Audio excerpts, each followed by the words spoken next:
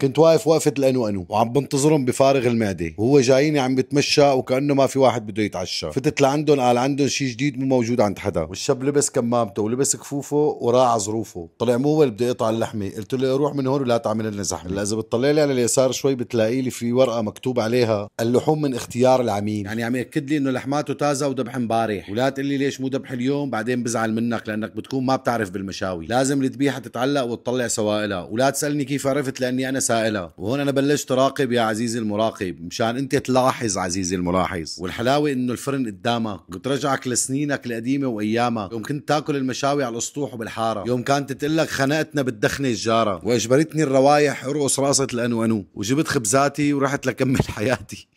ولبست كفوفي وراعيت ظروفي، ولحقني الشب المجرمشه اللي كنت نسيانها. بلشت بالسلطه اللي بتنزل لك مجانا، نفس السلطه اللي بتعملها بالسيران. وبلشت اخذت الخبز المشروح مشان منه الهبله ما تروح، قسمته وعمل مفرقعات. وبلشت فيه بالمتبلات، لانه المحل المشاوي اللي ما بيكون متبل ولذيذ ماله عزيز. وانا ما دوق بهالشاف الا ملح وفلفل. ممنوع البهارات تفوت على المحل يلي اسمه رجا الشام، موجود بسليمانيه بالرياض. بتلاقوه بالموقع اللي بيطلع المواقع. ضروري تعمل اندماج الكباب مع رصفيحه بندوره لتصير لحمه بلحمه. وشوفوا بكره المحل كيف حيصير زحمه.